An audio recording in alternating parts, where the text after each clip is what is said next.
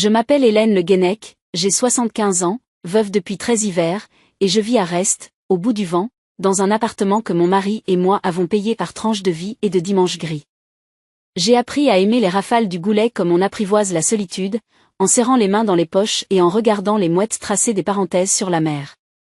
Je n'ai jamais demandé grand-chose à personne. J'ai élevé mon fils, Marc, sans bruit, en économisant sur moi pour qu'il n'ait pas froid, pas faim, pas honte. Longtemps, j'ai cru que cela suffisait pour être aimé en retour. Ce soir-là, la table brillait d'un éclat trop dur pour mes yeux fatigués. Noël, dit-on, est une lumière posée sur les visages. Chez mon fils, c'était un projecteur impitoyable. Le salon sentait la cannelle et un parfum de marque que je ne savais pas nommer. Aurore, ma Delphie, avait dressé un décor comme on dispose une vitrine, nappe blanche amidonnée, chemin doré, couvert aligné au cordeau, des verres si fins qu'on craignait le souffle. Et, au centre, une dinde luisante que j'avais farcie le matin même dans ma cuisine de recouvrance, le dos encore meurtri par les courants d'air. Je suis arrivée en avance, à habitude, avec un bocal de compote de pommes bio pour les petits et une boîte d'armoricaine aux fraises pour le café. Aurore m'a accueilli d'un sourire tendu, la joue offerte comme on tend en reçu. Merci d'être venue, Hélène. Posez ça là. Elle n'a pas pris mes mains. Elle ne prend jamais mes mains. Ils sont entrés ensuite, en grappe, les amis du couple, 2 voisins, et surtout la mère d'Aurore, Madame Delorme, tailleur anthracite, collier en perles du mardi, une femme qui parle avec sa bague autant qu'avec sa bouche. Un à un, ils ont enracé la maîtresse de maison, félicité les compositions florales, ri à retardement des plaisanteries de Marc, mon fils, si soucieux de plaire, si prompt à se regarder dans les verres des autres.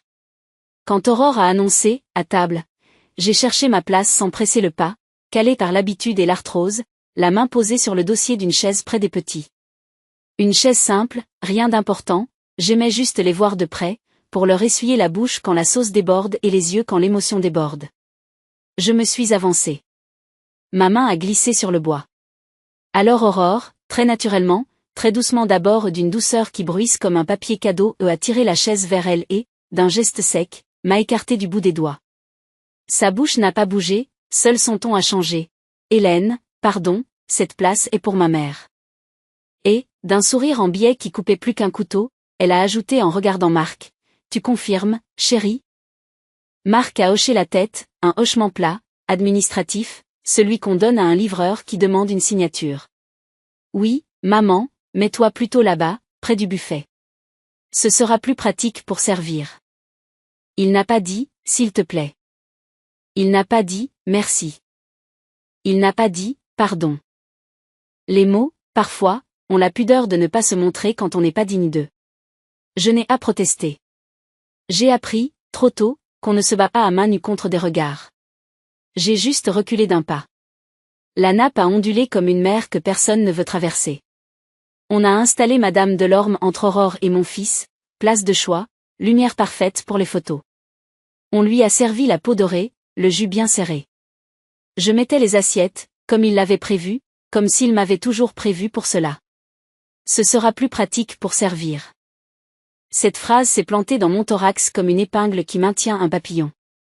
On admire le papillon, ses couleurs, et on oublie que pour le montrer, on l'a tué. Je n'étais plus la mère.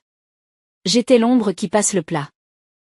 Le premier choc n'a pas été dans mes jambes, même si Aurore m'a effleuré de la hanche, me poussant sans brutalité mais sans égard, pour se frayer un passage jusqu'à sa place.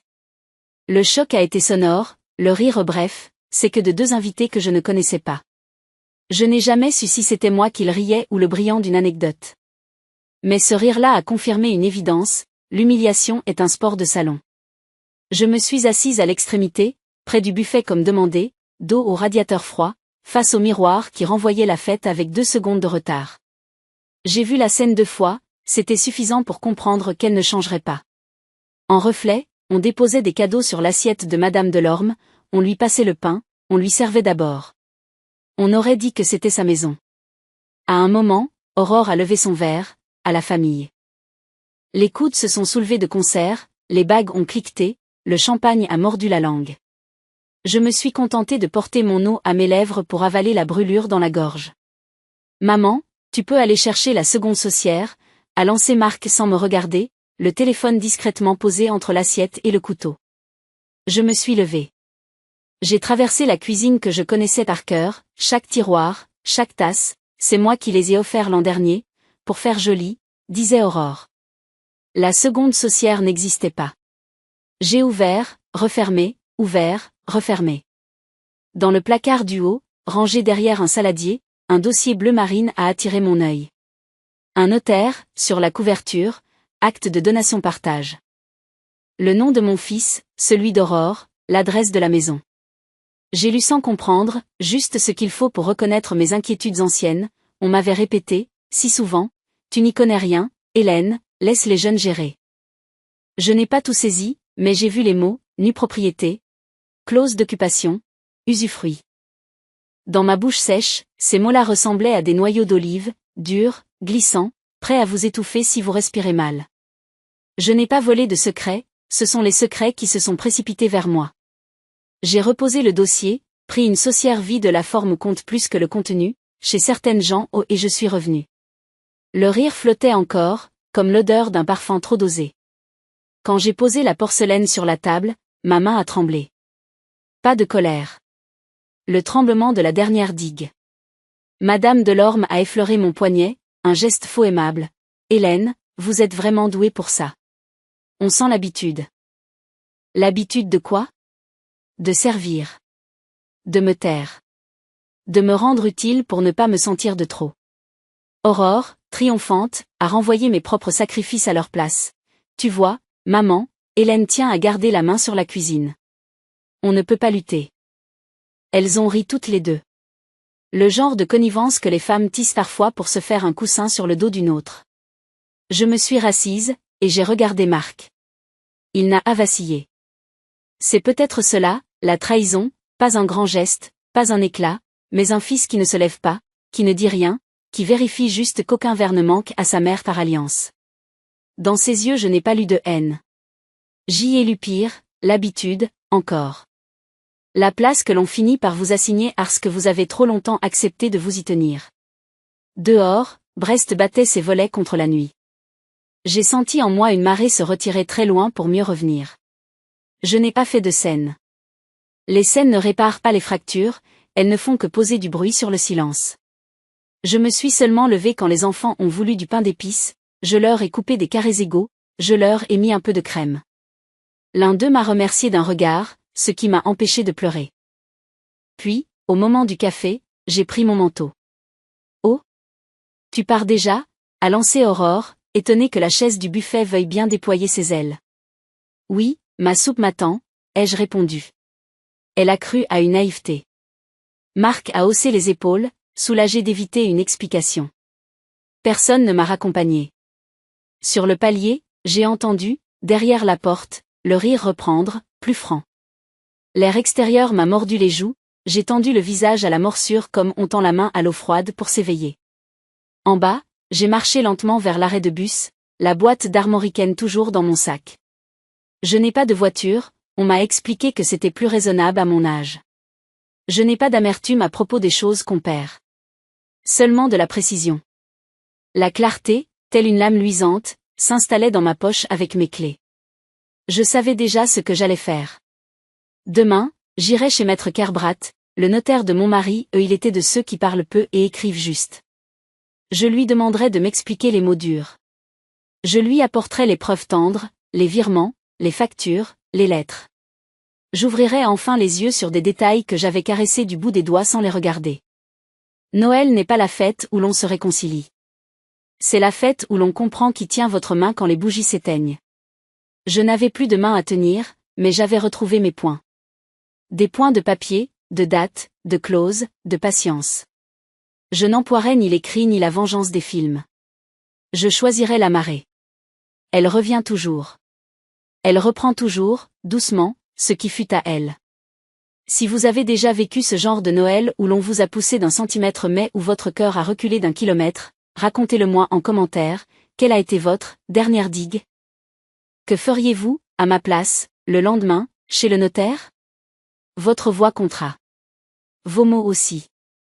Parce qu'à nos âges, nous ne cherchons pas à faire du bruit, nous cherchons à faire droit. J'y m'étais enfermé dans ma chambre cette nuit-là, tremblante de rage et de chagrin. La gifle de ma Delphie résonnait encore dans ma joue comme une brûlure invisible. Ce qui m'avait le plus brisé, ce n'était pas son geste violent, mais l'indifférence glaciale de mon propre fils. Il avait baissé les yeux, consentant par son silence. Ce silence-là était plus cruel que n'importe quel coup. Au matin, j'ai ouvert les volets sur le port de Brest. La mer était agitée, grise, piquée de blanc. Les goélands criaient comme pour me rappeler que j'étais toujours vivante. Mon corps endolori, mon cœur fracassé, mais je respirais encore.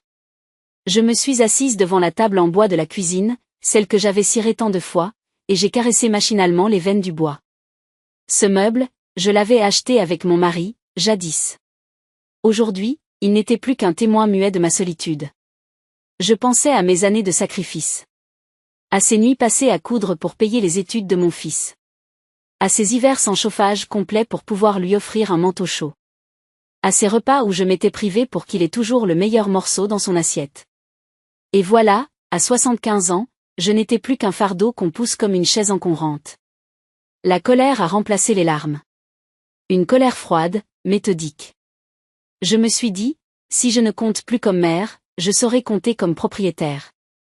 Car cette maison, c'était la mienne. Pas un cadeau, pas un héritage. J'avais travaillé, économisé, renoncé à des voyages, à des plaisirs. Elle m'appartenait légalement et moralement. Mais eux la convoitaient comme on convoite un trésor.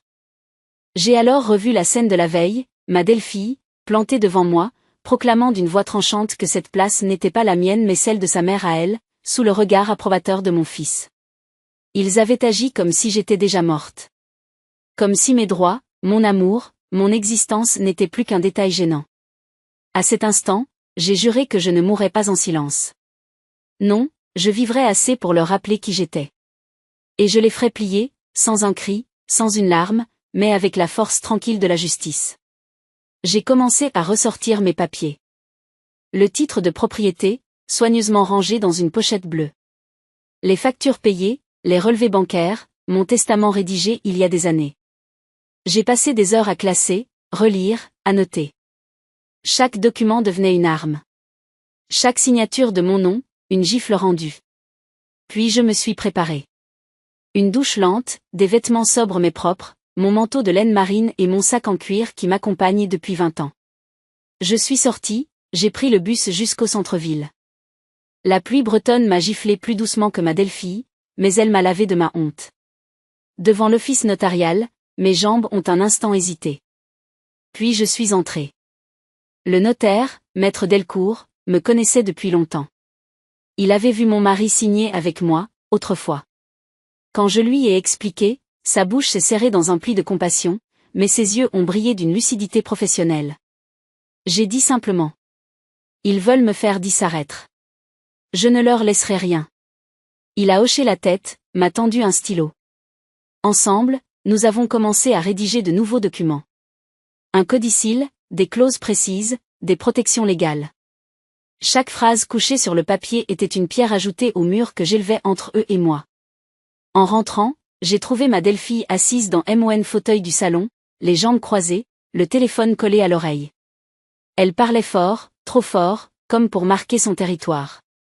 Mon fils, lui, bricolait un prétexte à la cuisine.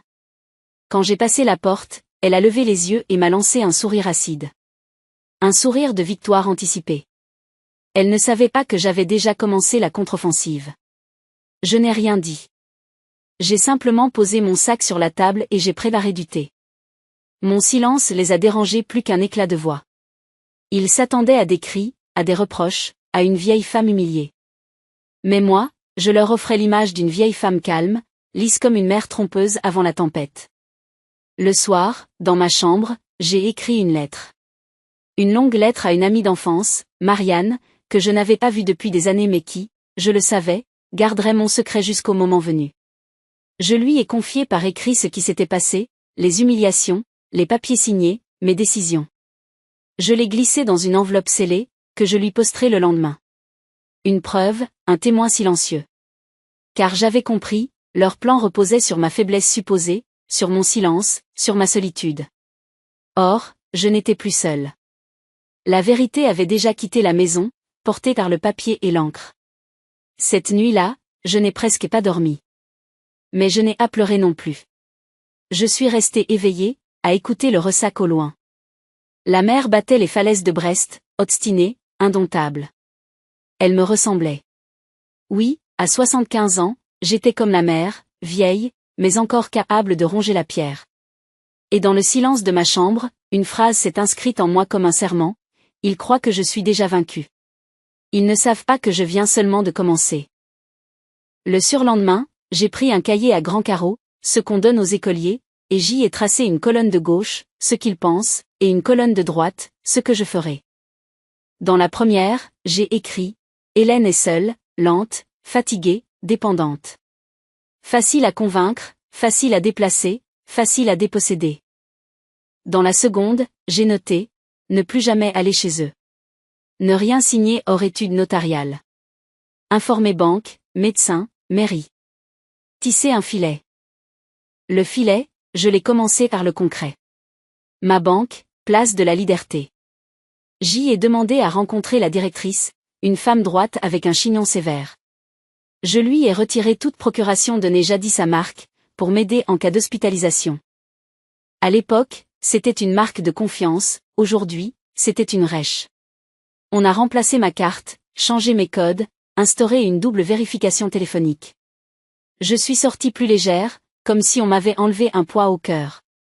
Ensuite, j'ai traversé la pluie pour me rendre au commissariat. Je n'avais pas de bleu visible, mais j'ai déposé une main courante pour l'incident de Noël, l'éviction de la place, les gestes, les mots, la gifle discrète sur mon rat quand j'ai voulu prendre une assiette. Je ne cherchais pas la vengeance dans le pénal, je cherchais un traceur, une première pierre. Le policier a écrit sans hausser les sourcils. Vous avez bien fait, madame. Si d'autres faits surviennent, tout sera daté. La date. Une vieille femme doit s'attacher aux dates comme à des rambardes. Chez Maître Delcourt, nous avons poursuivi les fortifications. Il a relu avec moi le titre de propriété, l'appartement m'appartenait en pleine propriété, libre de toute charge. Votre fils n'a aucun droit à y pénétrer sans votre consentement, madame Le Guenec.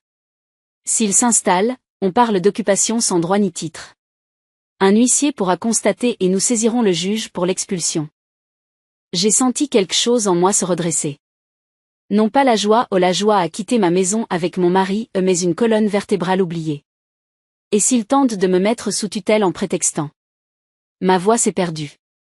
La folie. C'est ainsi qu'on renvoie les femmes à l'ombre, on les dit confuses, fatigables, incapables.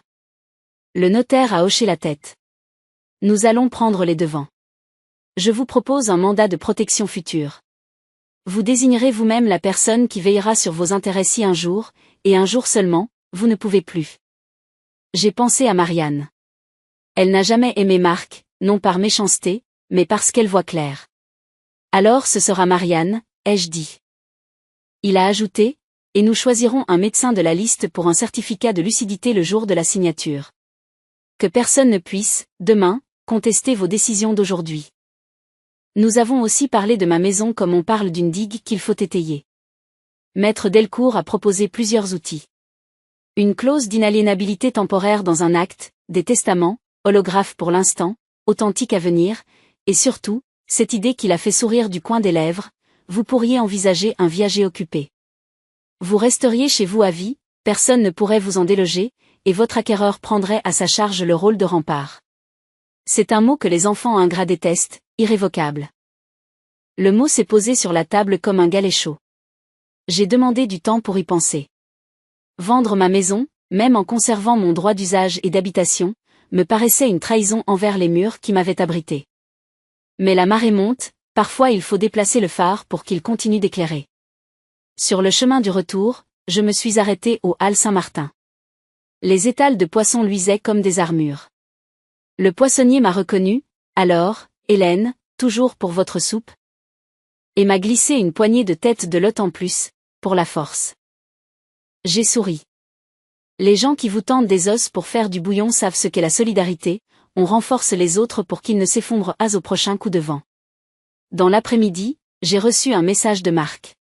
Sec, administratif, le même ton que le soir de Noël.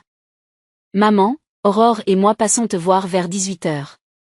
Il faut qu'on parle. Il n'y avait ni, s'il te plaît, ni, tu seras là. Leur monde avait la politesse des sommations. J'ai choisi ma tenue avec soin. Ma robe gris ardoise, mon gilet anthracite, mon chapelet de perles simples. Pas pour me faire d'elle à leurs yeux, mais pour me rappeler la femme que j'étais quand je signais les carnets de chèques en fin de mois, quand je raccommodais des draps pour éviter d'en acheter d'autres. J'ai préparé du café et un seul bol et j'ai posé sur la table un enregistreur minuscule que m'avait prêté le fils de ma voisine. Ce n'est pas pour me venger, ai-je soufflé à voix basse. C'est pour me souvenir des mots. Les mots sont des outils. À 18 h, ils ont frappé sans attendre la réponse. Aurore est entrée la première, parfum d'agrumes et cuir craquant, puis Marc, dont le regard a glissé sur les murs comme sur une marchandise à évaluer. Elle a choisi le fauteuil. Il est à moi, ai-je pensé, mais je l'ai laissé s'y poser comme on laisse un chat s'installer là où il finira par s'ennuyer. Marc est resté debout, déjà prêt à conclure une transaction. Maman, a-t-il commencé, tu sais que l'appartement est trop grand pour toi. On s'inquiète. Les escaliers, le marché, la solitude. Ce serait mieux de penser résidence-service. Plus sûr. Aurore a ajouté, miel sur l'âme. Et tu pourrais vendre pendant que le marché est haut. Tu profiterais, tu sais? Nous, on s'occuperait de tout. J'ai posé la main sur le bol de café comme sur une rampe. Non. Le silence a claqué dans la pièce. Marc a cligné des yeux, surpris que le « non » ne vienne pas avec des larmes. Aurore a croisé les jambes, un sourire professionnel sur les lèvres. Tu sais, Hélène, ce sont des décisions compliquées. Il vaut mieux ne pas s'entêter. Et puis, si un jour tu perds un peu. Elle a cherché le mot, de clarté, la protection juridique prend du temps. Il faut anticiper. J'ai anticipé, ai-je dit. Un mandat de protection future est signé. Et révoquer les anciennes procurations aussi. Son sourire s'est figé une seconde, un mica dans la pâte. Tu as fait ça sans nous consulter? Je n'ai pas à vous consulter pour protéger ma vie. Marc a pris une inspiration trop longue, signe qu'il cherchait ses repères sur une carte qui ne lui appartenait plus. Maman, on veut éviter les embrouilles. J'ai parlé avec un ami conseiller. Il peut t'aider à vendre rapidement, frais réduits. On te trouvera un 2 pièces proche de chez nous. Ce serait plus simple pour tout le monde. Pour tout le monde. Il parle toujours, pour tout le monde, comme si, tout le monde, était une communauté, quand, tout le monde, n'est que la somme de leurs commodités. Je ne vends pas, ai-je répété. Et si vous insistez, j'appellerai un huissier pour constater toute pression. J'ai déposé une main courante. Et j'ai consulté mon notaire. Aurore a éclaté d'un rire qui bruisse. Une main courante? Allons, Hélène, on n'est pas dans un feuilleton. On parle de pragmatisme. Le pragmatisme, c'est ce qui empêche les autres de tomber, ai-je murmuré. Et c'est ce qui vous empêchera, vous, de vous croire chez vous ici. Quelque chose est passé dans les yeux de Marc, une lueur passée vite, presque une question. Puis il a tourné la tête vers Aurore comme on attend un top départ. Tu te rends compte, a-t-il lancé trop fort, si demain il t'arrive quelque chose? On devra tout gérer dans l'urgence. C'est irresponsable. J'ai souri, pour moi. Demain, s'il m'arrive quelque chose, Marianne gérera. C'est écrit, daté, signé. Et, pour votre information, j'étudie un viager occupé. Le mot a claqué comme un coup de fouet. Aurore a cessé de sourire. Tu ne ferais pas ça, a-t-elle soufflé. C'est extrême. Extrême? C'est un mot que les jeunes emploient pour ce qui leur échappe. Moi j'emploie, nécessaire. Je me suis levée. Mes genoux ont protesté, mais mon dos ne s'est pas courbé. Vous viendrez désormais sur rendez-vous. Je ne veux plus d'entrer sans prévenir. Si vous tentez de me forcer la main, j'irai au tribunal. Et si vous me poussez encore d'1 centimètre, je reculerai d'aucun kilomètre, je pousserai la porte du notaire et je signerai le viager. Aurore s'est redressée dans mon fauteuil, comme si elle découvrait soudain que le tissu piquait. Marc a ouvert la bouche, l'a refermée. Ce fils qui jadis venait se réfugier dans mes jupes quand l'orage grondait cherchait maintenant à déclencher l'averse. J'ai vu, fugitive, la honte lui effleurer la joue et s'enfuir, trop lâche pour s'installer. Ils sont partis en promettant de reparler calmement. La porte a claqué, et je suis resté seul avec le bruit de ma respiration. J'ai arrêté l'enregistreur. Les mots étaient là, nets. On dit que la mer garde la mémoire des naufrages, moi je garderai la mémoire de leurs phrases. Le lendemain, de bonne heure, j'ai vu Marianne s'avancer sous la bruine. Elle portait ce vieux manteau moutarde que j'aimais tant.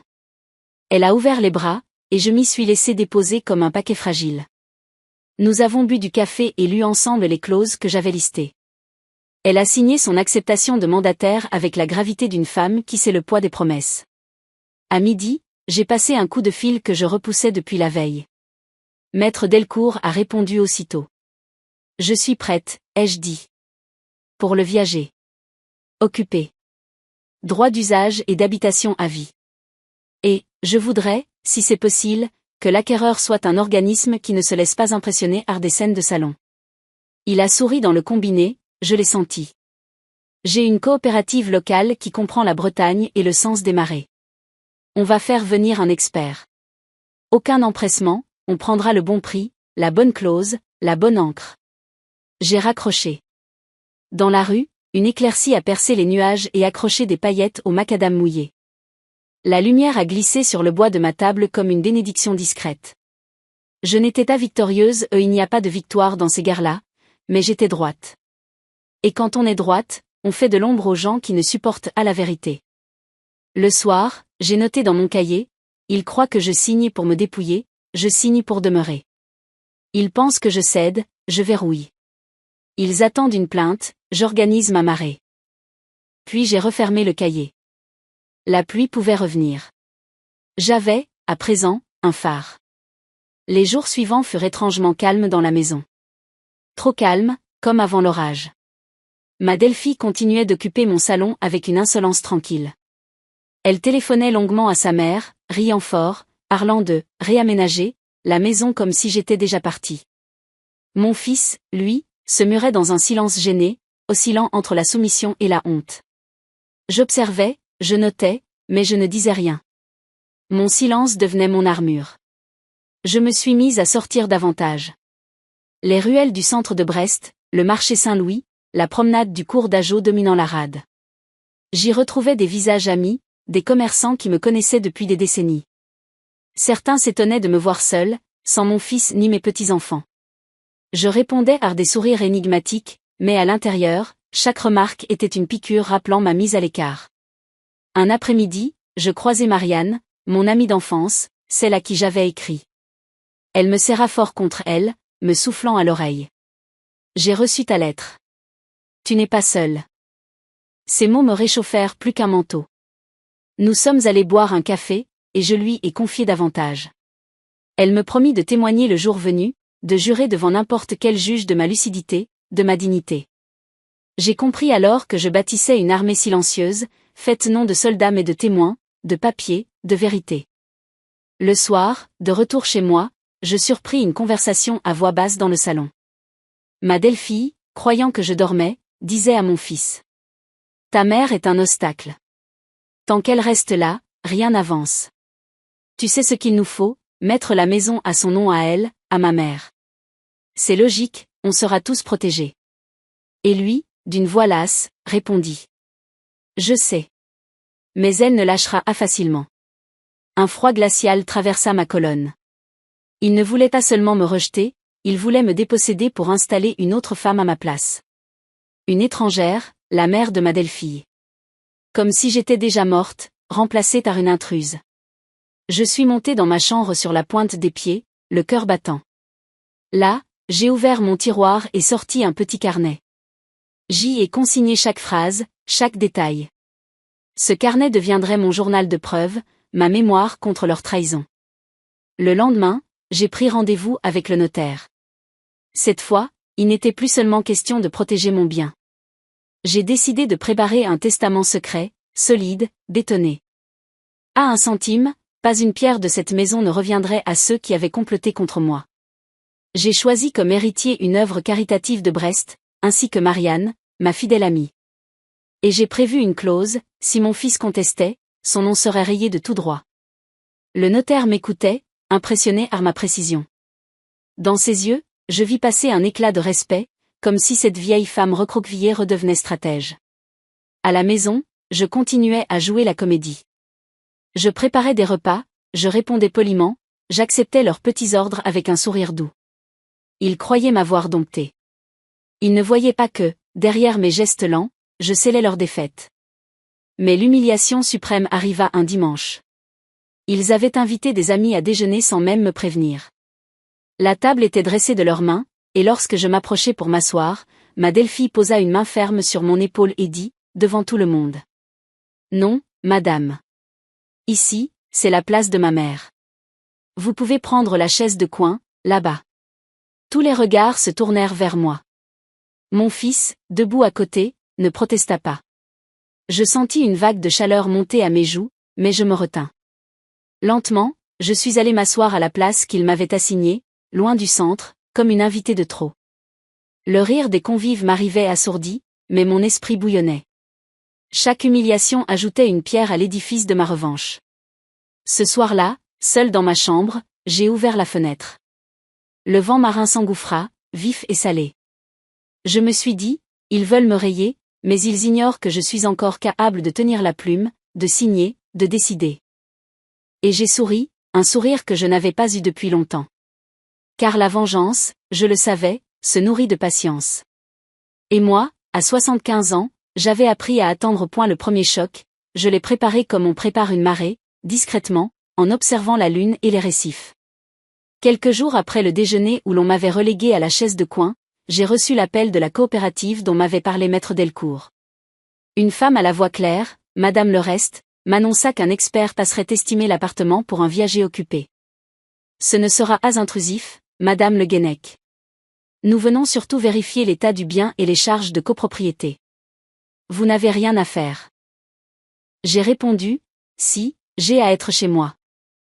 Elle a ri doucement, comme on rit avec les gens qui ont la politesse de nommer les évidences. Le jour venu, j'avais remis de l'ordre.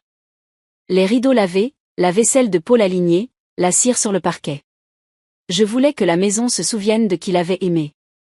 J'ai aussi posé, bien en vue, le classeur où dormaient désormais les LRAR, lettres recommandées avec accusé de récession, que j'avais fait partir, mise en demeure adressée à Aurore et à Marc de cesser toute pression visant à la vente, rappel du caractère précaire de leur hébergement, et révocation expresse de toute permission d'entrer sans mon accord. Marianne, ma sentinelle, passait à 10 heures pour être témoin. À 11 heures, l'expert de la coopérative. Et, à midi, j'avais programmé la venue d'un huissier pour un constat. Non pas par goût du théâtre, mais parce que les dates, les heures et les visages posés sur papier éteignent beaucoup de mensonges. À 9h50, Aurore a surgi, talon sur le parquet comme un marteau sur une cloche. Elle portait un grand sac qui, sitôt arrivé, a vomi des bibelots, cadres dorés, bouquets artificiels, et surtout une boîte lourde qu'elle a posée au milieu de la table. La porcelaine de maman, a-t-elle dit d'un ton triomphal. Elle ira très bien dans cet appartement. Marc, derrière elle, avait ce visage livide des gens qui ne savent plus comment appeler la décence. Je n'ai rien déplacé. J'ai juste ouvert, lentement, le classeur bleu. Aurore, j'ai reçu votre projet de réaménagement. Je vous rappelle que ceci est mon domicile, et que votre mère n'y a aucun droit. Vous pourrez l'enrasser ailleurs. Elle a souri, aiguisée. Hélène, vous ne pouvez pas rester seule ici. La raison commande d'organiser les choses. Et Marc est d'accord. Marc n'a pas levé les yeux. C'est drôle comme le consentement se dit parfois en regardant ses chaussures. 10 heures. On a frappé doucement. Marianne est entrée, manteau moutarde, odeur d'averse. Elle a enracé l'air comme pour saluer la maison. Bonjour Aurore, bonjour Marc.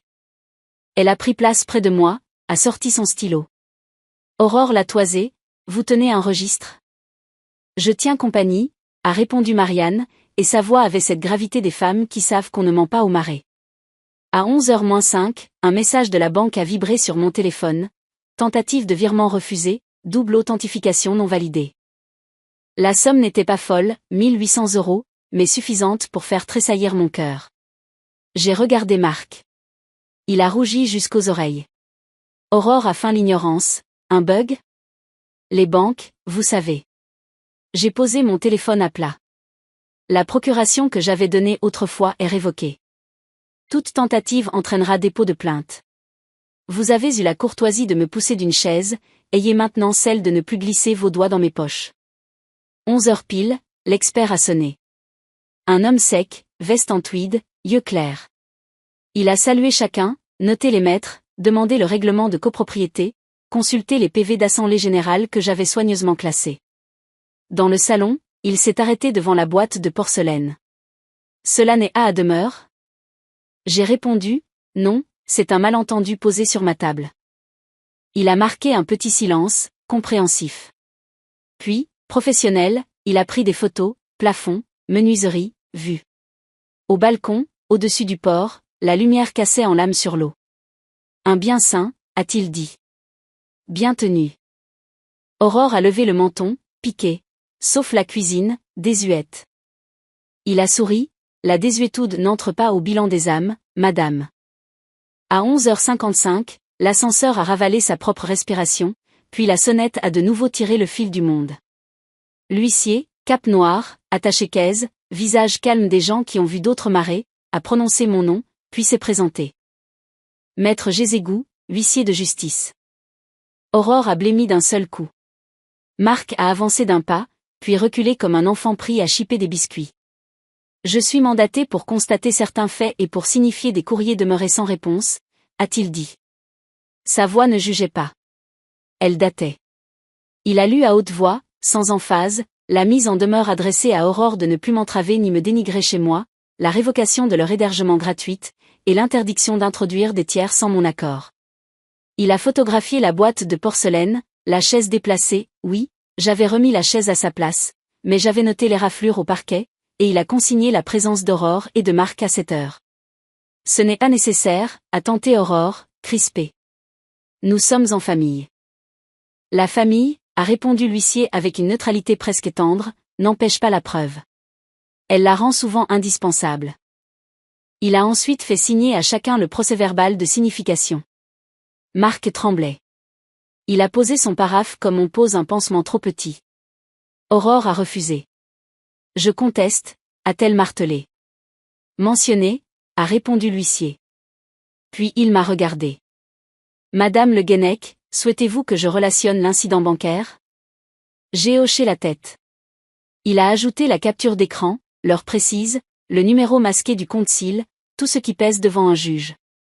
À 12h10, l'expert de la coopérative a rangé ses documents. Nous reviendrons vers vous, madame, pour une proposition. D'ores et déjà, laissez-moi vous dire une chose, un viager occupé avec une coopérative, c'est un rempart. Nous ne nous intimiderons pas par des scènes. Il a salué Marianne, puis même Aurore, par pure éducation, cette vieille coutume qui consiste à ne pas laisser la vulgarité décider de la hauteur de notre tête. Quand la porte s'est refermée, il y a eu un silence. Pas celui, domestique, des machines qui se taisent, mais ce silence juridique qui suit les mots consignés. Je voyais sur le visage d'Aurore le calcul se mettre à boiter. Chez ces gens-là, la force tient tant qu'elle n'est pas écrite. Quand la force devient un dossier, elle perd son parfum. Vous êtes ridicule, a-t-elle fini par lâcher. Vous croyez faire peur avec du papier? Non, Aurore, ai-je répondu. Je ne veux effrayer personne. Je veux juste tenir. Marc s'est assis, d'un bloc. Maman, on n'en serait pas là si tu acceptais d'être raisonnable. J'ai pensé à ses genoux écorchés d'enfant, à ses cahiers couverts de ratures, aux nuits où je veillais sa fièvre. Raisonner, Marc, c'est admettre que l'on s'est trompé. Rester raisonnable, c'est persévérer dans l'erreur parce que c'est plus commode. Choisis ton camp. Il a ouvert la bouche, l'a refermée. Alors Aurore a aiguillonné, ta mère veut te déshériter. Elle a parlé de viager. Tu te rends compte? Elle préfère vendre à des étrangers que penser à sa famille. J'ai posé la main sur la table. Le viager occupé n'enlève rien à personne. Il me protège vivante. Et morte, je ne lègue as à ceux qui m'auront poussé. C'est la seule justice encore à ma portée. Ils se sont levés comme on bat en retraite. Aurore a voulu emporter la boîte de porcelaine. Laissez-la, ai-je dit. Elle sera constatée comme intrusion à votre charge. Elle s'est fendue d'un rire sec, puis a cédé. Dans l'embrasure, j'ai ajouté, calmement, à partir d'aujourd'hui, sur rendez-vous. J'ai changé le barillet. Ce n'était pas une ravade. J'avais fait passer le serrurier à l'aube. Quand la porte a claqué, Marianne a soufflé longuement, une main sur mon épaule. Tu as mis la mère dans leurs chaussures, Hélène. Ils marcheront, mais mouillés. Nous avons ri, un peu. Ce rire-là ne blessait personne. Il me rendait simplement de l'air. L'après-midi, j'ai marché jusqu'au cours d'Ajo. Le vent portait des odeurs de goémon et de métal. Les cargos coupaient la rade, lourds et patients. Je me suis assise sur un banc. Je pensais aux mots irrévocables que l'expert n'avait pas prononcés, mais que j'avais entendus derrière ces chiffres. On confond souvent la cruauté avec ce qui est ferme. La fermeté, c'est laisser à chacun ses côtes, celles contre lesquelles la mer se brise pour ne pas entrer chez vous. De retour à la maison, j'ai trouvé une enveloppe glissée sous ma porte. L'écriture, je l'aurais reconnue entre mille, celle de Paul, mon mari. Non, pas un miracle, une copie de la lettre qu'il m'avait laissée des années plus tôt, celle où il me priait de ne jamais me laisser faire. Maître Delcourt me l'avait promise en duplicata, pour les jours de vent. Je l'ai relue. Paul écrivait, « Hélène, n'offre jamais ta chaise à ceux qui ne t'offrent à la leur. » J'ai reposé la feuille. Puis j'ai noté dans mon cahier, constat fait. Banque verrouillée. Harry échangé. Rendez-vous seul. Et, en face, il pense à une guerre d'ego, je mène une guerre de temps. Le soir, le téléphone a sonné. Numéro inconnu. La voix, en revanche, ne l'était pas, Madame Delorme. Elle n'a appris de détour. Madame Le Guenec, vous vous comportez en enfant. Vous mettez mon petit-fils, entendez, mon gendre par extension, dans des difficultés inutiles. Soyez raisonnable. Nous pourrons vous trouver une résidence très correcte. J'ai répondu doucement, Madame, j'ai le même âge que la mère. Je ne déménage à Ars qu'un caillou me heurte. Elle a soufflé, irritée, toute cette comédie juridique. Vous n'irez pas loin. Si, ai-je dit. Jusqu'au bout. Après avoir raccroché, je suis restée un moment, la main sur le combiné. Dans la cage d'escalier, une odeur de soupe montait, familière. Les voisins parlaient bas. Ma ville vivait, intacte, indifférente à nos petites guerres. J'ai compris alors que mon premier choc n'était pas ce constat, ni la tête défaite d'Aurore. Mon premier choc, c'était moi, cette certitude nouvelle de ne plus être déplaçable. Avant de me coucher, j'ai ouvert la fenêtre. La nuit sur Brest ressemble à un drap noir troué d'étoiles humides. J'ai pensé à la suite, non pas comme à une escalade, mais comme à une géométrie. Ils avanceraient ou je laisserais du vide. Ils se briseraient ou j'aurais dressé du plein. Le lendemain, je passerai chez le notaire signer la clause cadenas de mon viager. Et j'achèterai, pour moi, un petit bouquet de mimosa, une exagération de jaune, comme un soleil qu'on se fabrique quand les autres vous le refusent. Je me suis allongée, et j'ai dormi, comme les vieilles, en somnolence inquiète, mais d'un sommeil profond de maçonne après sa dalle. Ma maison tenait. Mon histoire aussi. Leur surprise, ce serait de découvrir qu'une femme de 75 ans peut être une marée d'hiver, on la croit lointaine, elle est déjà sur vos marches. J commençait à voir clair dans leur jeu. Les repas improvisés, les amis de ma Delphie installés dans mon salon comme chez eux, les projets qu'elle évoquait à voix basse, tout n'était pas de l'improvisation. C'était un plan. Elle voulait que je me sente de trop, que je parte de moi-même, pour récupérer ma maison comme on récupère un héritage anticipé. Mais j'avais passé ma vie à observer les gens. J'avais été institutrice, avant de prendre ma retraite. J'avais appris à lire dans les yeux des enfants quand ils cherchaient à tricher ou à dissimuler. À 75 ans, cette acuité n'avait pas disparu. Et je voyais bien la jubilation qui brillait dans les yeux de ma Delphie à chaque humiliation. Un matin, je me rendis chez le notaire une nouvelle fois. Cette fois, je demandai un inventaire complet de mes biens et une simulation de donation-partage. Le notaire, surpris, me demanda. « Vous souhaitez transmettre de votre vivant ?» Je répondis calmement. « Pas transmettre. Protéger. » Je fis inscrire noir sur blanc que la maison resterait ma propriété exclusive, insaisissable par quiconque, et que toute tentative de pression familiale serait notifiée au tribunal.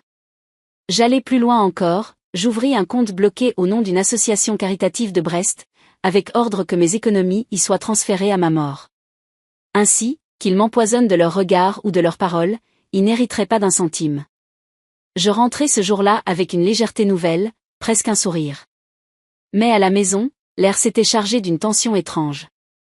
Mon fils évitait mon regard, et ma Delphie, elle, au contraire, semblait trop joyeuse. Comme si elle avait une victoire en poche. Le soir même, alors que je montais me coucher, je surpris une phrase terrible. Derrière la porte entr'ouverte de leur chambre, j'entendis mon fils murmurer. « Tu es sûr de ton plan ?» Et elle, d'une voix basse, ricanante. « Évidemment. Avec le certificat médical qu'on obtiendra, on la fera passer pour inapte. Le juge n'y verra que du feu. Après ça, la maison sera à toi, enfin, à nous. » Je crus que le plancher se dérobait sous mes pieds. Moi, inapte? Moi qu'il voulait déclarer folle pour me voler mes murs, mon toit, ma mémoire? Le sang battait à mes tempes. Je reculai doucement, retenant ma respiration, et regagnai ma chambre. Cette nuit-là, je ne dormis pas. J'écoutai la pluie battre contre les vitres, le vent secouer les volets, et je sentis monter en moi une force ancienne. On voulait m'enterrer vivante dans le silence de l'indignité. Mais j'avais encore ma lucidité, ma mémoire, ma parole. Je n'étais pas prête à céder. Le lendemain, j'appelai discrètement mon médecin traitant, celui qui me suivait depuis 30 ans. Je lui demandai un certificat attestant de ma parfaite autonomie intellectuelle et physique. Il me regarda, un peu inquiet, et me demanda. Pourquoi une telle précaution? Je lui répondis seulement. Parce que ma famille n'est plus ma famille. Il signa sans hésiter.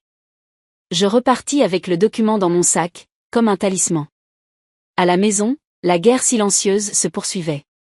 Ma Delphie multipliait les petites humiliations, une assiette plus ébréchée que les autres pour moi, une chaise reléguée au coin de la table, des remarques acides prononcées assez fort pour que j'entende. Et mon fils? Il se taisait.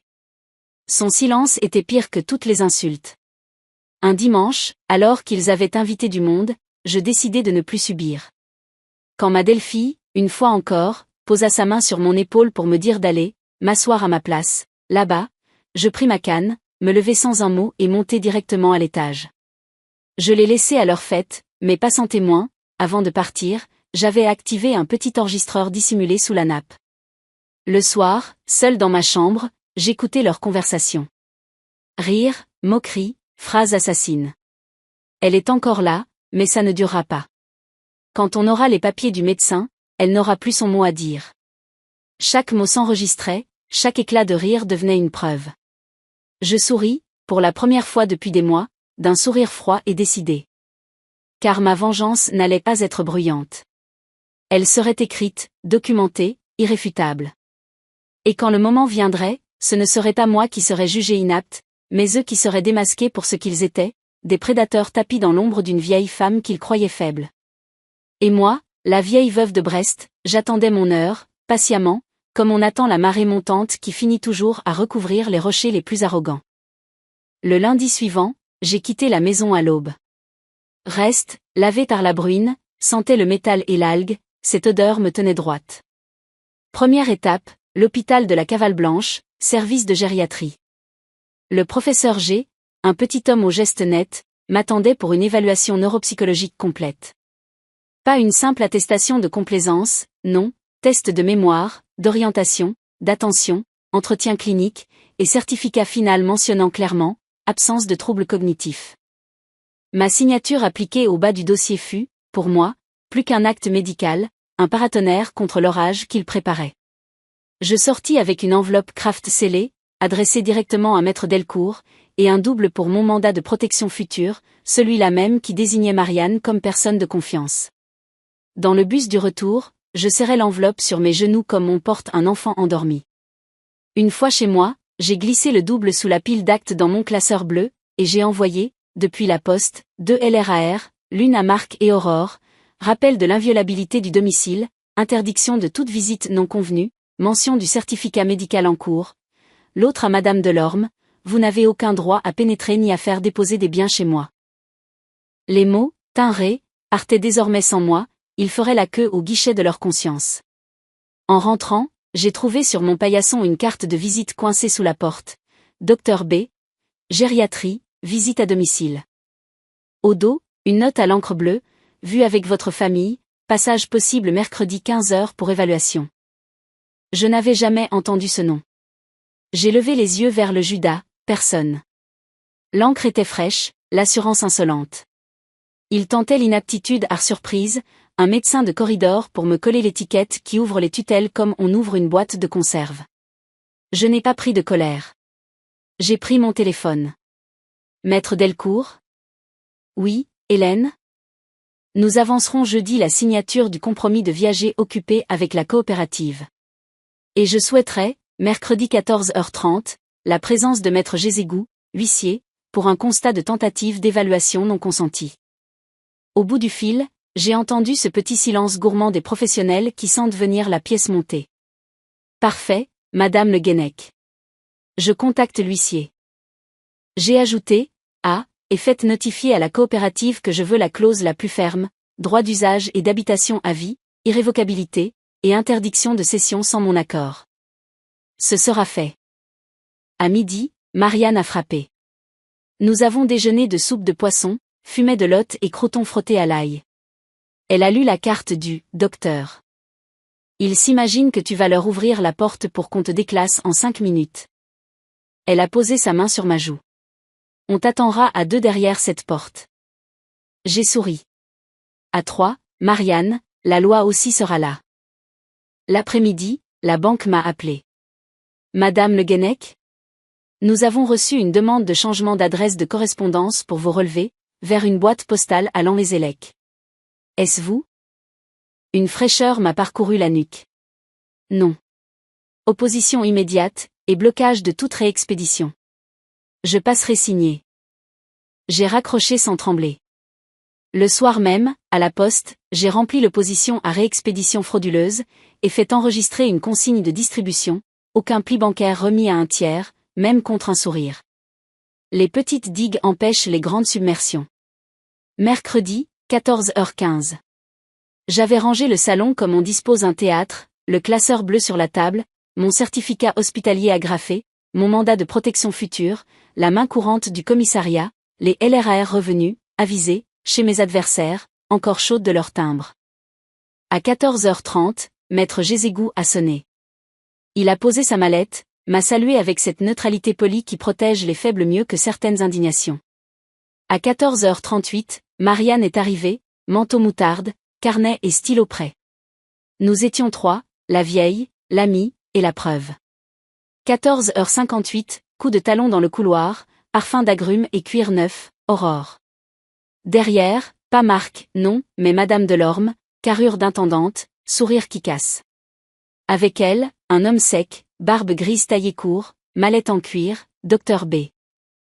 Il a levé la main vers la sonnette, mais maître Gézégou l'a devancé et a entrouvert, restant dans l'embrasure. Bonjour. J'interviens pour constater une tentative d'intrusion médicale non consentie. L'occupante refuse toute évaluation à domicile non sollicitée. Merci de reculer d'un pas. Le docteur a eu un petit mouvement d'épaule. Madame est âgée, sa famille s'inquiète. Il est de mon devoir de. Votre devoir, a coupé l'huissier, n'a pas cours ici sans son consentement. Ceci est un domicile. L'évaluation imposée relève du juge et passe par un certificat circonstancié au tribunal. Vous n'êtes à le tribunal. Reculez, s'il vous plaît. Aurore a glissé sa cheville dans l'ouverture pour pousser plus avant. Sa voix a pris ce miel qui colle. Hélène, faites donc une petite évaluation, ce sera mieux pour tout le monde. J'ai répondu sans hausser le ton, non. Et, pour tout le monde, j'ai déjà prévu. Madame Delorme a tenté l'offensive, nous soupçonnons des oublis, des confusions. Elle laisse le gaz allumé. Mensonge, a dit Marianne, ses yeux plantés dans les siens. L'huissier a noté, stylo qui court.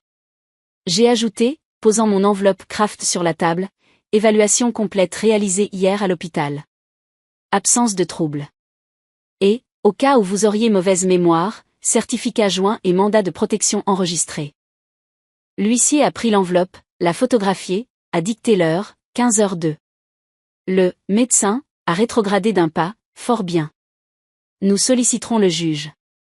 Solliciter, ai-je dit. En attendant, quittez mon palier. Les talons ont hésité, puis reculé. Le battement de la cage d'escalier a servi de rideau.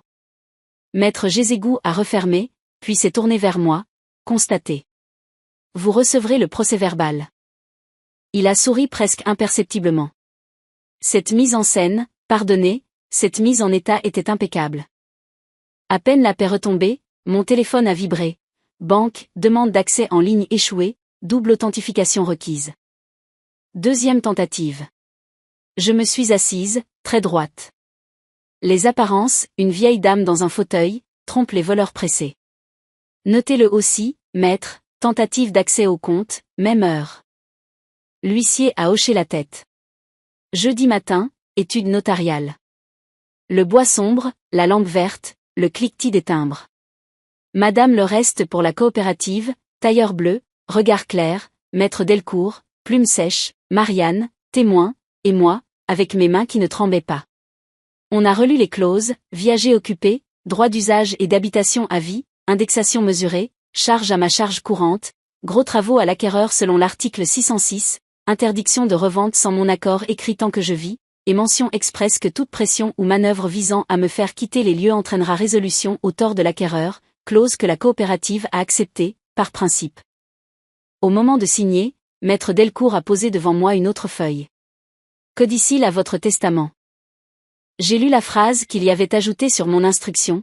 Toute personne qui, par violence, dol ou manœuvre, aura tenté de me faire déclarer inapte ou d'obtenir de moi une aliénation de mes biens, sera déshéritée autant que le permet la loi. Ma plume a noirci la page d'un trait tranquille. Ce n'était pas une colère, c'était un rivage. À midi, nous avons levé nos tasses de café dans le petit bistrot d'en face. Marianne riait de ce rire franc qui m'a souvent tenu en vie. Tu as bougé le phare, Hélène. Dorénavant c'est eux qui se fracasseront. J'ai répondu, non, ils apprendront peut-être à rentrer au port. Elle m'a serré la main. Et s'ils n'apprennent pas? Alors la mère enseignera. En rentrant, un avis de passage de la poste m'attendait, un colis au nom de Madame Delorme, dépôt au relais chez Hélène. J'ai levé les yeux au ciel. Les petites stratégies. J'ai pris un stylo, écrit en gros sur l'avis, refusé destinataire inconnu à cette adresse, et j'ai déposé l'avis dans la boîte du facteur avec un mot de mon concierge. À de prise, nulle part. Le soir, Marc a écrit. Pas, maman. Hélène, que fais-tu? On me dit que tu vends la maison. J'ai répondu, je la garde. Viager occupé, je reste à vie. Tu n'es déplacé de rien, puisque tu n'avais droit à rien. À samedi, seul, à 10 heures. Nous parlerons. Il a mis du temps à répondre. Puis, d'accord. Une soudaine pauvreté dans ce mot m'a fait fermer les yeux. Peut-être qu'un fils cherchait encore son chemin derrière l'homme faible. Vendredi, 8 heures. J'ai déposé chez l'huissier la clé USB contenant les extraits audio pris à la table, les captures des SMS où Aurore écrivait à un « conseiller », on l'aura par l'inaptitude. Je n'ai pas piraté de téléphone, un message poussé par erreur sur le groupe familial suffisait. Technologie, cette indiscrétion moderne qui se prend pour l'intelligence. Maître Jézégou a scellé la clé dans une pochette, tampon rouge. Pièce 1 assis, a-t-il annoncé. Dans l'après-midi, Madame Delorme a sonné, seule. Je n'ai pas ouvert. Elle a parlé à la porte comme on prêche à une muraille, vous déshonorez votre famille. Vous mettrez mon gendre à la rue. J'ai posé la paume sur le bois. Madame, si mon fils se retrouve au large, c'est qu'il a largué ses amarres tout seul. Je n'ai pas crié. Je n'ai pas insisté. Je n'ai pas ouvert. La nuit suivante, j'ai mal dormi, non de peur, mais de souvenir. Les Noëls anciens où Paul chantait faux en découpant la bûche, le petit Marc qui riait, la nappe trop longue qui prenait dans les chaises. Le passé ne demandait pas justice, il demandait seulement que je n'insulte pas nos années en cédant aujourd'hui. Alors j'ai posé sur la table, avant de me coucher, la lettre de Paul que le notaire m'avait renvoyée. N'offre jamais ta chaise à ceux qui ne t'offrent à la leur. J'ai entendu dans ces mots non un ordre, mais un sourire.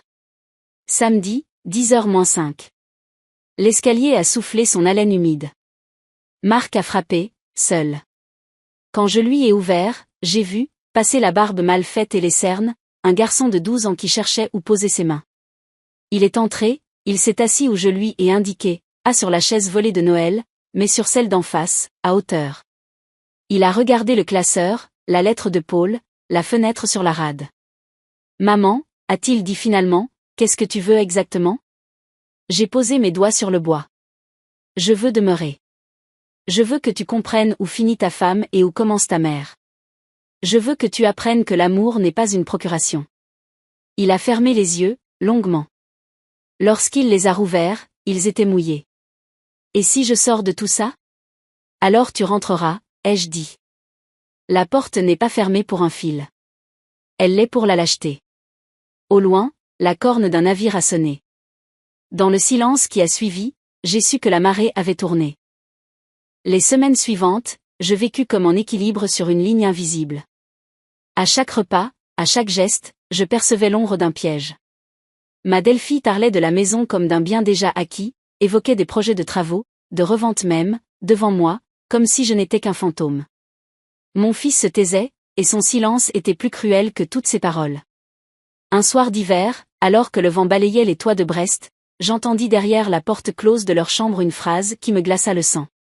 Quand elle ne sera plus là, tout sera réglé. Ces mots, simples et froids, s'infiltrèrent dans mes veines comme du poison. Il ne parlait plus seulement de me déposséder, mais d'attendre ma disparition, comme une échéance comptable. Je me suis senti mourir debout, mais je n'ai pas ouvert la porte.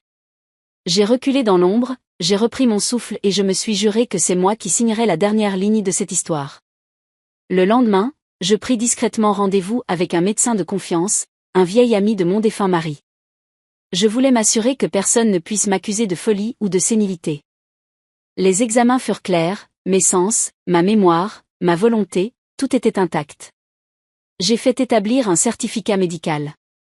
C'était ma cuirasse contre toute tentative de manipulation juridique. À la maison, je jouais encore mon rôle de vieille femme docile. Je préparais des soupes, je tricotais au coin du feu, j'écoutais leurs conversations comme une ombre bienveillante. Mais en secret, je poursuivais mes démarches. Mon notaire avait validé le testament, j'avais ouvert un compte séparé où je transférais peu à peu mes économies, hors de leur portée. J'avais même pris contact avec une association d'aide aux victimes de maltraitance familiale, qui me promit son soutien au moindre dérapage.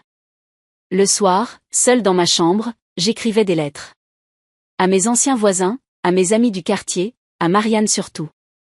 Dans ces lettres, je consignais chaque humiliation, chaque phrase, chaque détail. Je les scellais et les plaçais dans une boîte en fer, déposée chez mon notaire. Si jamais il m'arrivait quelque chose, tout serait révélé. Un dimanche, alors qu'ils recevaient encore leurs amis sans m'inviter à la table, j'ai remarqué une scène qui confirmait mes soupçons. Ma Delphi, croyant que personne ne la voyait, fouillait dans mon secrétaire, ouvrant mes tiroirs, mes papiers, mes carnets.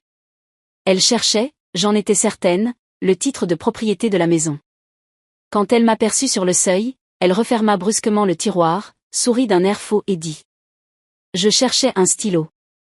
Je n'ai rien répondu. Mais ce jour-là, je sus que la guerre n'était plus larvée, elle était déclarée. Dans le silence de ma chambre, j'ai déroulé mon plan. Je ne me contenterai pas de me protéger. Je voulais qu'ils se dévoilent eux-mêmes, qu'ils s'enferment dans leurs mensonges jusqu'à s'y perdre. Pour cela, je devais attendre le bon moment, celui où leur avidité deviendrait leur propre piège. Et ce moment approchait point le piège, je le tendis avec la patience d'une fileuse. J'avais compris que ma Delphi ne résistait jamais à l'odeur de l'argent, pas plus qu'un poisson ne résiste à l'appât brillant. Alors j'ai laissé traîner, volontairement, quelques indices, une enveloppe fermée marquée, compte épargne et succession, posée bien en évidence dans mon secrétaire, un carnet où j'avais griffonné de fausses notes sur une prétendue assurance vie. Tout était soigneusement préparé, vérifié par mon notaire et scellé par un huissier qui savait exactement ce que je faisais. Et le jour vint point un vendredi soir, alors que le vent faisait trembler les volets et que la pluie martelait les vitres, j'ai entendu des pas précipités dans le couloir. Aurore, ma Delphi, croyait que je dormais déjà. Elle a ouvert doucement la porte de mon bureau, s'est penchée vers le secrétaire et a sorti l'enveloppe. Je la regardais depuis l'entrebâillement de ma chambre, invisible dans l'ombre. Elle a ouvert, a lu les faux relevés que j'avais préparés avec soin, et son visage s'est illuminé d'une avidité que je n'oublierai jamais. Marc.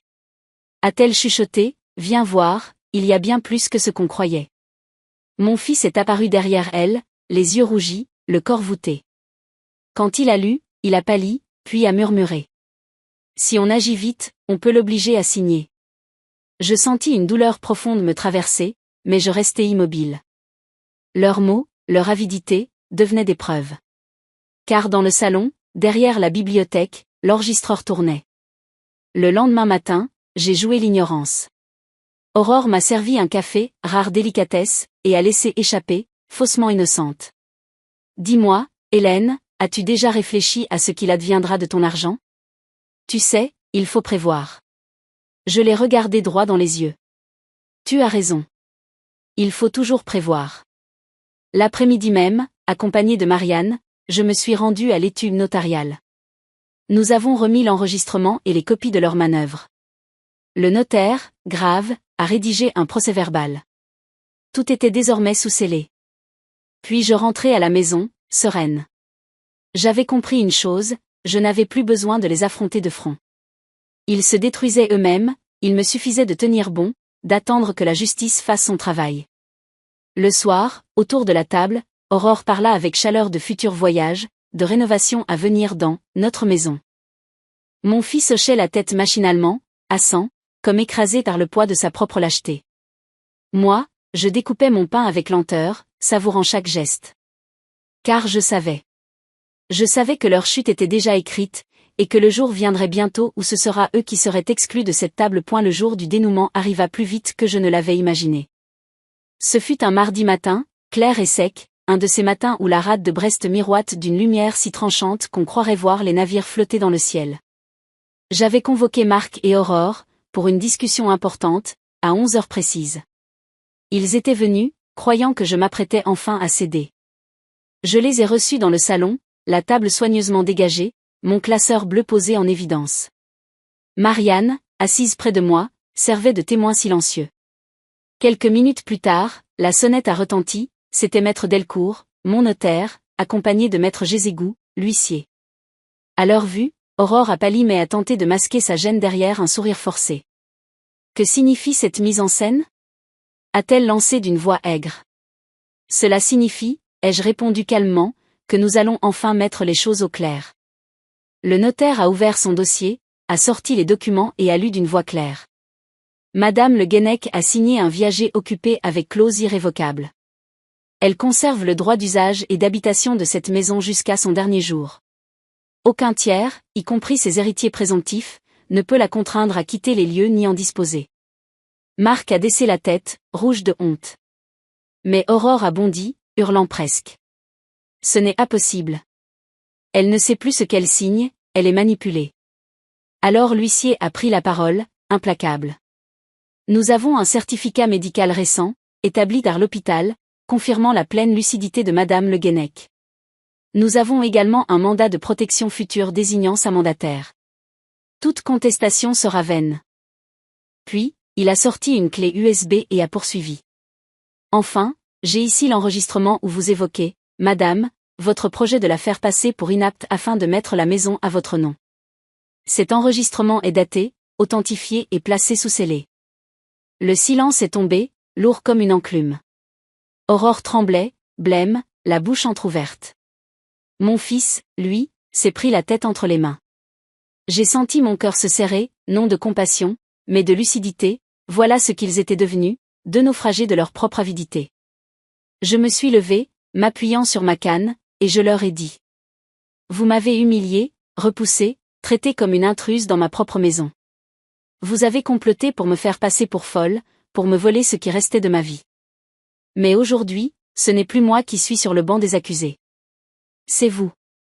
Aurore s'est levée brusquement et a claqué la porte, sans un mot de plus. Marc est resté, abattu, incapable de soutenir mon regard. Je n'ai rien ajouté. Parfois, le silence est plus tranchant que n'importe quelle phrase. Quand ils sont partis, je suis resté seul avec Marianne et les deux officiers. Le notaire a refermé son dossier, l'huissier a rangé ses papiers. J'ai remercié chacun d'eux, puis j'ai ouvert la fenêtre. L'air marin a rempli la pièce. J'ai respiré profondément. Pour la première fois depuis des années, je me suis senti à nouveau chez moi. Je ne sais pas ce que deviendra mon fils. Peut-être se libérera-t-il un jour de l'emprise de sa femme. Peut-être pas. Mais moi, j'ai gagné ce qui comptait le plus, ma dignité. Et maintenant, je veux m'adresser à celles qui liront ou entendront mon histoire. Vous qui avez trop longtemps baissé les yeux, vous qui avez avalé des humiliations en silence, souvenez-vous de ceci, nous ne sommes pas de vieilles ombres. Nous sommes des femmes debout, même courbées par l'âge. Nos voix comptent. Nos signatures comptent. Nos vies comptent. Ne laissez personne vous pousser hors de votre chaise. Si vous êtes encore en vie, alors vous êtes encore assez forte pour tenir tête. La vengeance silencieuse n'est pas faite de cris ni de coups, elle est faite de courage, de patience et de vérité. Et croyez-moi, c'est la seule arme qui ne vieillit jamais.